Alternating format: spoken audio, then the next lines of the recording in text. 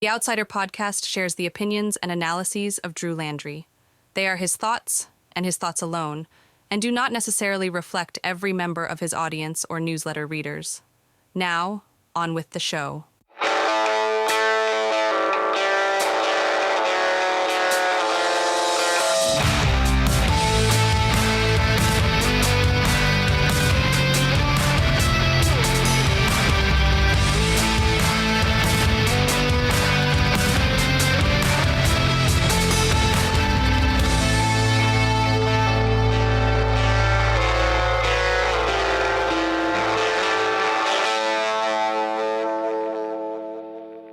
Welcome to another episode of the Outsider Podcast. I'm your host, as always, Drew Landry. And folks, thank you so much for making this the best politics podcast west of I-35 in the Lone Star State.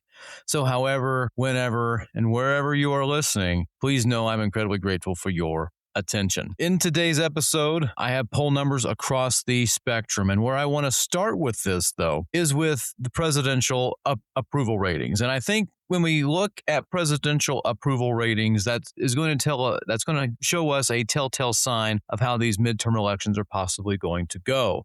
And whenever I give presidential approval ratings, whenever I talk about these things, I like to use three sources. And one of them is Real Clear Politics, the other one is the Cook Political Report, and the third is the New York Times.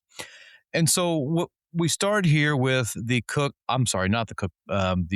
Real Clear Politics. One of the things I like about RCP is it will give you the latest polls and it will put them in an average of the latest polls, really like from the last month or so. And that has been done here as we're winding up July and heading into August. The final type of polling for the president in this month, folks, they're not good. The Real Clear Politics average for President Trump and his approval rating. I mean, one of the top questions that will happen in almost any sort of poll is, do you approve or disapprove of the president's handling of his job? Some sort of variation thereof, but approve or disapprove will be your options. 39.7%. The average is 39.7% approve of the way President Donald Trump is handling his job. 58.2% disapprove. There, you'll have like this, small set of people who have no opinion or don't know or anything like that. They're quite something. So you see here with almost 3/5 of Americans are saying President Donald Trump is not a good president. And this is bad news for him, bad news for Republicans, especially heading into the summer, the last 100 days before the midterm election. Now, what I also really like about Real Clear Politics is that it will go into the issues, like some of the main issues of the day. And one of the key issues that really returned Trump back to the White House was the economy. Now, one of the things that we'll remember about the Biden years is the high inflation, and we'll talk about that in just a minute, but that also played a role into the economy. And so when we examine the people's perspective on the president's handling of the economy, 36.5%. The average is 36.5% approve of the president's handling of the economy. 60.7% disapprove of the president's handling of the economy. In inflation, again, almost record highs under Biden. One of the big things Trump promised was cutting it in half. Well, a lot of these things haven't been felt. And so when respondents are asked, do you approve or disapprove of the president's handling on inflation, 29.5% of respondents say that they approve. 29.5% approve. Again, we're talking averages here, which leaves us with 67.8% of respondents on average, say that they disapprove. That's more than 2/3. Again, inflation and the economy were the two big things that brought the president back to the White House in 2024. His strongest issue, well, people will one of the few things people will remember positively about Trump is immigration, but even that isn't exactly a high mark. His average on this, 44.4% approve. Again, on average, according to Real Clear Politics, 44.4% approve. That's his average approval. 52.9% disapprove. Okay. And then whenever we look at foreign policy, again, most Americans don't approve of the president's handling of foreign policy. Again, his average here, 38.1% approval, 55.5% disapproval. Let's get very specific here. Let's get very down into it when we talk about Iran. I mean, there's no real silver bullet here of where the big approval is with Iran.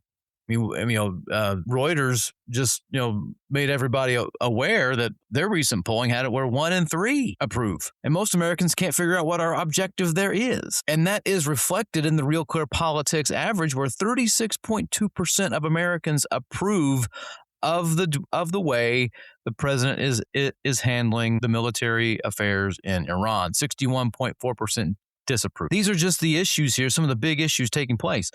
Now, I will say this, though. Earlier in the month, when there was like this little ceasefire between Iran and the United States, his approval kind of buoyed here. With Harvard Harris, a polling firm, had it where it was 49% approved, 51% disapprove. That's a gigantic boost from where it was a month before then. Ever since we've been having this back and forth, these constant bombings and Americans dying and Iranians dying, the American people are becoming very confused and very frustrated. And how does that play out here? Because we're feeling it with the gas prices. The Strait of Hormuz is a big part of the world's traffic when it comes to oil and which comes to gasoline. And when we mess around with that, price of oil goes up. I mean, it's just the bottom line there. And that leads into actual leadership. Inflation has to do with the economy. And so all of these things are, they tie into together with the president's approval rating, which has not been good. It's bad. Okay, it's just quite clear with that. We'll look here at the Cook Political Report, and quite frankly, their findings are about the same, not that different from what you found from Real Clear Politics. 39% approve of the president's handling of his job of being president. 39% approval, 59.4% disapprove. All right. And, we can, break this down even more. I mean, usually men were his biggest set of supporters, yet 42.3% of men disapprove of the way he's handling his job. 54.5% of men disapprove. I mean, this is crazy. 42.3% of men approve, 54.5% of men disapprove. We break it down even more with women. His approval rating is almost 1 out of 3. A little better than 1 out of 3. Another big core set of supporters for the president was white people with no college. Those who didn't go to college. His approval there is bad. His approval is 45.2%. Again, we're looking at Cook Political Report here, with the disapproval being 54%. The real place where the president does the best is with his own party. Let's just be honest here. 81% approval rating among Republicans. That I don't think would be a big surprise, but it's a pretty big gap between approval and disapproval. 17.7% of Republicans disapprove. That's too large of a number. And if I told you that Democrats disapprove, that wouldn't really be a surprise to you either. But independents, they're not a big fan of this guy either. Almost 26% of those who identify as an independent voter approve of the president. 67.2% of independents disapprove. Again, and we look at two particular issues, the economy and immigration. 33.7% of Americans approve of the president's handling of the economy, and 41.5% approve of his handling on immigration. Here's one takeaway that we're seeing here. The president is unpopular. Let's go further here with the New York Times. Again, not much of a difference here. 38%, according to the Times' set of polls, find the president doing a good job. 38%, 59% disapprove. And this is one of the things I really like about the New York Times is that they have these set of compare and contrast with former presidents. Even himself, like they even have it, they even tracked it to where, they look at Trump now versus Trump in his first term. He's more popular in his first term right now than he is now. His disapproval ratings is a 22. Like there's a net loss of 22%, meaning more people disapprove of the president than approve by 22 points. In 2018, at this moment in time in 2018, 10% thought the president, so he was, 12 points more popular. Even Biden, at this point, in 2022 was more popular than Trump. Not by much. I should also say that. Not by much, but still, numbers are there. Again, we can look here at Obama's first term at his first 557 days. Obama's approval rating was -1. So what that means is that his average was disapproving one more than those who approved. Okay, so what's the point here? What's the point that I'm trying to make with all this? Well, the point is quite clear. President is wildly unpopular. Now, I know that may make some people very upset. Well, all these polls are rigged, and you got a rigged poll here, and there's a rigged poll there, and the election's rigged. I mean, look, I'm not doing this. I don't know how many more times I have to go on and explain about how that the 2020 election wasn't rigged. I don't know how many more times I need to explain that the president tried to steal the 2020 election, not anybody else. So nothing is rigged here. I mean, if you have problems with the methodology of the poll, that's fine. And contrary to what some loud people will say, the methodology is published in the poll. You can go find it. It's not that hard to find. That's one of the really great things that I love about all of these particular polls, especially like Real Clear and the New York Times, that they link. There's a link you can click to find all of these polls that will then tell you what their methodology is. But the clear point is this: the president is back to where he was just a couple months ago. Approval rating below 40%. We are less than 100 days out before the election, and the president is someone no one really likes. I mean, why else do you think he wanted all these states to gerrymander last year? Like, why do you think that was even a thing for him? Because he knew that his policies are terrible. So let's rig the maps to where my party can possibly win some more. Well, it's interesting that that's said here, because as we look at this particular House map, it's quite clear to me that things are not going to go as well as much as the president would really want, or even Republicans for that matter. And I say that because there's some new information, and I mean by that is the fact that Larry Sabato, he his crew at the University of Virginia has what's called the Sabato's crystal ball, and this is one of the key tools that people like to use whenever we examine elections and we examine like what's happening, and it's right there with the Cook Political Report and all that. Here's one thing that we have to really look at here. With all the gerrymandering that happened over the last year, it's interesting to say that the ratings that the people at Sabato's crystal ball have done is that they've revamped a lot of their ratings for House races. And I'm just going to read here from their piece. The effect of bringing the number of seats at least leaning to each party to rough parity after redistricting. That's a key thing here. You're actually seeing, even though all of this gerrymandering has happened, there's still a lean to the Democrats. And just to give you some examples here, Lauren Boebert, who left her 3rd district to go to the 4th district of Colorado. That used to be a safe Republican district. Now it's likely Republican. I mean, they're not saying she's going to lose, but it's the fact that she has a history of underperforming. In the Connecticut 5th, Jahana Hayes, likely Democratic seat to a safe Democratic seat. Kathy Castor in Florida, in the Florida 14th, leans Republican. Now it's a toss-up. Okay, that's they gerrymandered her seat to where it would be to the Republican advantage. Now it's not. Okay, we go to Mike Lawyer.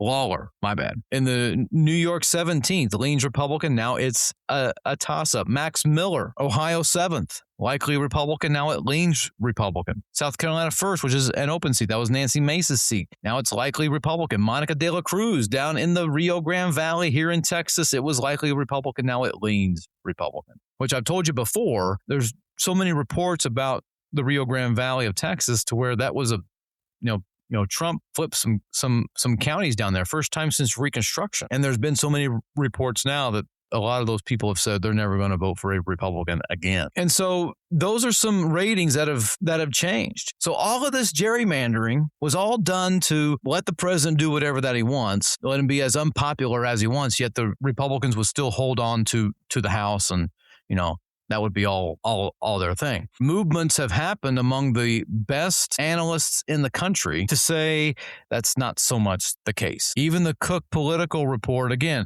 Cook Political Report, Larry Sabeto, myself, if I may say, have all been pointing to the fact that it doesn't matter how red or how blue you've made this district. When you gerrymander, you'll later actually dummymander, and that's what you found here. You've actually made the districts worse than they were before, and it's wild that some people can't really wrap their head around that. But what does that have to do with anything? You may wonder. Well, what it has to do with is when we get to this upcoming midterm, and if these things continue, prices are still high, the tariffs are not going well as the president would like. The economy, we just got news today that the economy is slowed down. It slowed there in the second quarter. GDP expanded at a 1.5% annual rate over the past 3 months because of our involvement in the Middle East with Iran. That's the reason. That's done it. And so with a sluggish economy, an unpopular president with unpopular policies, who do you think the people are going to blame? They usually like to blame the party in power.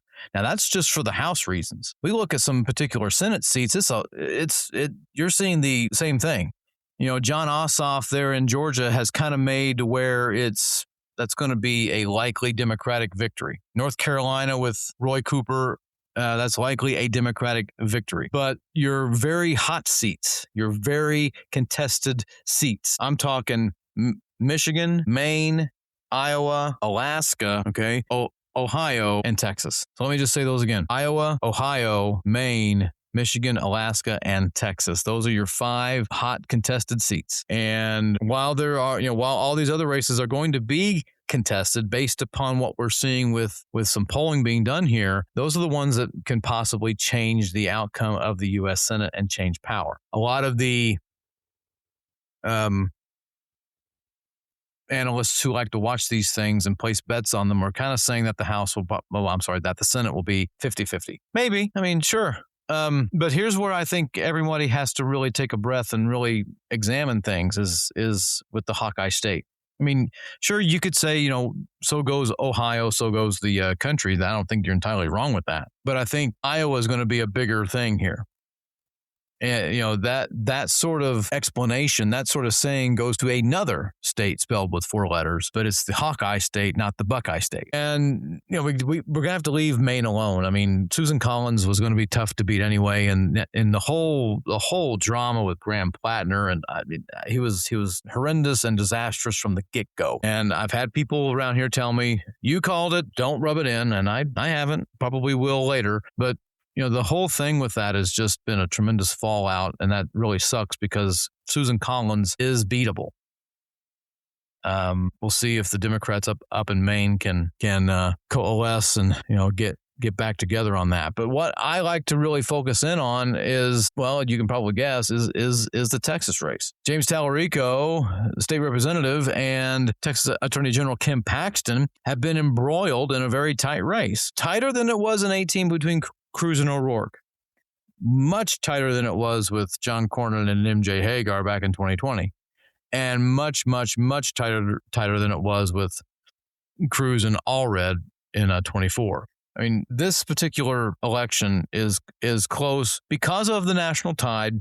Sure. But also because Kim Paxton is a problematic candidate. I don't know, you've heard me say this once. You probably heard me say this about 1,000 more times. Kim Paxton is making this race as close as it is. And the reason that we examine all this is the fact that Talarico is actually ahead in many polls. There's places where Paxton is ahead in many polls. You're seeing this in a neck and neck race. And so money is going to play a big role here. Real Clear Politics is quite choosy with the types of polls that it wants to add into its advantage. Should also mention that RCP and its editors are, they lean more to the right than they do down the middle. But, they're very choosy. And what they've found is that, there's a lot of places where this is well within the margin of error. This is a statistical tie between Talarico and Paxton. And I've already mentioned what the reasoning is, but there was one poll that was released earlier this week from the Texas Public Opinion Research, led by Luke Warford. Now, let me just say just a second here. Luke Warford is a Democrat, okay? And his polling firm, Texas Public Opinion Research, TPOR, will do polling. And they have found that, that there's a bigger lead for Talarico than what the other polls are bringing out. They polled over 1,000 people and found Talarico with a 5-point lead. Now, I'm not saying that's laughable. I'm not saying that's wrong. I'm not saying anything like that. What I am telling you, though, is that that's a little weird. And the reasoning that I find that to be a little weird is that even the Texas Tribune has said that this particular poll is an outlier. And what I mean by that is all the other polling that has been done has been Paxton by 2 or Talarico by 2 or Paxton by 1 or it's even. I mean, most of these pollings have been relatively close. Even the ones that have been sponsored by Republicans. Red Eagle Politics a month ago that was ran by SoCal Strategies had Paxton up by 1. That's a Republican pollster that had it to where it's really close. But a Democratic one has Talarico up by 5. So there's two things we can look at here.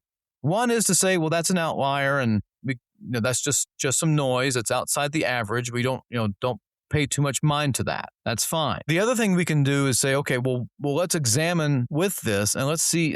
We also need to do this with all outliers. See what's going on here, and the question that we should ask is that going to be the future trend? Is this particular poll telling us something that we haven't seen yet? Now, how are we going to know that? Well, by future polls. At some point, somebody's has to take a lead here, but I don't necessarily think that always has to be the case. I mean, if you see somebody consistently ahead by 1 or 2 or 3 points and they're well within the margin of error, it's not a bad guess to say that particular person is going, could possibly win that race. I mean, just look back at 2024. The polling between Harris and Trump in Pennsylvania, Wisconsin, Michigan, Georgia, Nevada, North Carolina were all within the margin of error. And Trump is able to win those states within the margin of error. So when people say 2024 was a landslide victory, they're really missing something. And they like to, and that's just what they do, and whatever else. But if you're slightly leading and you're even within the margin of error, that is telling us that in that particular area, that could be pretty close. But since you're leading, you have a better chance of coming out on a top. Now, it is worth mentioning here that Polymarket, it's having Paxton with a 54% chance of winning to Talarico's 47% chance of winning. And Polymarket is one of these little prediction things, and they like to say, well, these are the odds of this person winning and all that. And some say that they've been more correct than actual polling, whatever. I mean, I'm not going to talk about that. I mean, I'm not going to get into that whole thing. But I think it's interesting, though, that if this sort of thing continues, if this sort of trend continues to where it's going to be really close and that we see Talarico ahead or we see Paxton ahead, I think these prediction markets are going to come closer together. They're going to converge as opposed to diverging. So, I'm still of the mind until I see like the New York Times Siena poll or the University of Texas, Texas Politics Project poll, until I see those with, Talarico ahead by 2 or 3, or I see them ahead by 4 or 5 or something like that.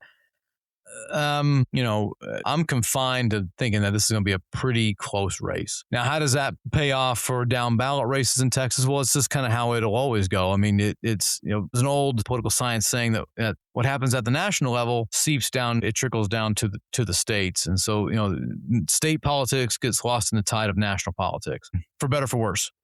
So I think you're going to see that as well. Now, this is something else that you'll also find in other states. And we saw this in 2018. We're probably going to see this again. You probably will see some Talarico, Greg Abbott voters. That's called a split ticket vote. I think you'll see that more than what you won't. All right. So a couple of key takeaways from today's episode. President is incredibly unpopular. That hasn't changed. Okay, that hasn't changed one iota. The other part that we have to remember is that the Talarico-Paxton campaign, this whole race is closer than it thinks, closer than what some polls may suggest. Every race for the U.S. Senate is going to be very, very close. And this is why I will tell you, and this is the part that we'll leave on here, those elections are going to be decided on the margins. So if you're from one of these areas that doesn't get a lot of attention, mainly the rural areas, and if you find yourself a Democrat in a more rural area, your vote's going to matter more than what you may think it is. And that bothers some people. Like out here in Texas, I mean, I get lambasted by a lot of people in the suburbs who will say, well, that's just that guy out there in West Texas. What's he know? You know, they're just wanting more attention and blah blah blah blah blah. You know, you gotta, and this is a phrase that they like to throw out there. You gotta fish where the fish are. Oh, I mean, I get it, but when you're in these very close races, margins are going to be the determining factor. And I've just seen some other polling data from A2, right? The A2 group. I actually reached out to them for more information. It was A2 Insights that did a poll there in Texas. Had Talarico up by 2, well within the margin of error. And I asked them, hey, what did you find? What could you have found out here in Lubbock County? And they said that what they told me is that what they found in Lubbock County was Paxton ahead by less than, it was under 60%. Under 60%. Now, for those of you who are like, I don't give a flying flip, what are you talking about? Here's what I mean by that. So Republicans have to rely on the big vote from the rural areas, and they need big turnouts because they're going to get blown out in Harris County. That's where Houston is, in Dallas, and San Antonio, and Austin, and they're even going to lose ground in the Rio Grande Valley. So what I have argued for the last, 10 years or so, is that if there's a more concentrated effort in your non-urban areas, that will boost up your particular candidate. And I've said this, if Republicans have to win Lubbock County by a minimum of 63-37, like that's the baseline. And so if Kim Paxton is getting 58% of the vote in Lubbock County, that's bad news for the Republicans. That's great news for the Democrats. And interesting. So, that's all fine and good. I'm not going to beat anybody up like I do. I'm not going to return the favor and, say that, people are dumb or anything like that. I mean, this election quite clearly is going to be decided on in the margins, period, the end. And I think in places like Florida, in that very close, that governor's race is going to be tighter than what people think. In Ohio, in Iowa, in Alaska, in Michigan, on the margins. That's going to be your determining factor. So, what's all this matter? Control of Congress. Well, why does that matter? Check and balance on the president. And, I'm not going to have anybody think that I'm, he's just suffering from Trump derangement syndrome. He's deranged. I just want to say this. If you think somebody who has data and has evidence and criticizes the president over that is somehow deranged, you yourself are deranged. If you take blindly whatever the president says as gospel and say there's nothing better than what this man says, then you are totally deranged. All right. So I've said this before, TDS goes two ways, but when people will say, well, he's just a deranged, he suffers from derangement syndrome. No, I don't. I mean, we're looking here at somebody who doesn't like Congress, what president does, but, just to completely bypass Congress, get a permission slip to do so by the Supreme Court, wants to do nothing according to the Supreme Court, is basically saying, hey, Congress, come do something about it. And Congress cowers.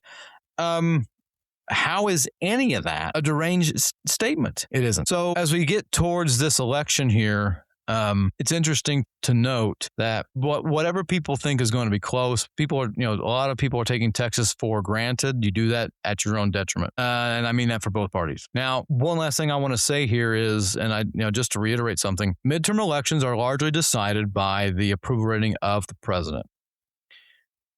And if the president's approval rating is low, his particular party is not going to do well in Congress in this midterm. They're not going to win many seats. And so, the Democrats need a net gain, I want to say, of six seats in the House to recapture the House. And I saw somebody, Chris Kaliza, I'm going to name drop him.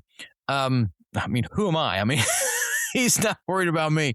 Posted something about how, well, everyone says Democrats are going to take back. I don't think that's going to happen. I've got blah, blah, blah, blah, blah, blah, blah. Okay, you're just looking for some clicks. You're just looking for for more eyeballs, more traffic to your writing. I mean, let's just be clear. That's all that it is. He's the only person who is actually going to argue that Republicans are going to hold on to the House. That is, I mean, I don't want to say it's completely improbable, because you don't say stuff like that. You don't say it's impossible from happening, but it's highly unlikely. Even with all the gerrymandering, even in this particular environment, it's still favorable to Democrats. The Senate, that's going to be closer than what we think. And when it comes to all those 5 particular races, those elections will be decided on the margins. Okay, folks, this was another week of audio only. It's a little easier for me to edit that in this medium as opposed with video. I usually like to add video because I get to show you some sources as to what I'm talking about, so you know I'm not making it up. But I'll actually put some links as to what I mentioned here in the show notes, and you can find those all on your own. And we'll leave it at that. I do want to say to you, though, these next 2 programs, there will be video. I am interviewing a Harris County area author who has a book coming out next month, and I'm really looking forward to it. It has to do with the joy of politics, the joy versus fear. Looking forward to that. It's going to be a good conversation. And then the following week, I will have Lieutenant Governor candidate from the Libertarian Party. I don't get many libertarians who want to come on this show, so I'm excited about that, to see what on earth, what kind of things are they looking to really do here, and what is that goal. So there will be video for next week's and the week after's interviews, and so I'm looking forward to those. So hopefully you are as well. Thank you so much for listening in to the Outsider Podcast. It really means a lot to me. If you or someone you know would like to be a guest on this show, and look, we got to keep it political here. I mean, there are, this is a political thing. So if you want to go toe to toe with me and we can talk about issues and all that, you agree with me, you don't agree with me, that's fine. Shoot me an email. the.outsider806@gmail.com. That's the.outsider806@gmail.com. Shoot me that email and we can get something set up for you. Even if you have a talking dog who wants to talk politics, let's get it on here. Let's get Lassie on the show. We'd love to have her on. So again, I really appreciate you listening in, folks. It really means a lot to me. Your attention makes this show. Go and share this with somebody. The more you share, the more you save. I know that sounds like a crazy sell, but if you get people to click on a link here, that gets you a full month of free content. So free content of that is usually behind the paywall. So feel free to share this around. Would love to get some traction and would love to hear from different people. So thank you so much, folks. I appreciate you, and I'll see you again very, very soon. The preceding analyses and opinions were that of Drew Landry and his alone. They did not necessarily reflect all of his podcast listeners or newsletter readers. Thank you for listening to the Outsider Podcast. Be sure to follow The Outsider on X and on Facebook. Also, don't forget to sign up to be a free subscriber to his newsletter on Substack. Just look for The Outsider. We will see you again next time.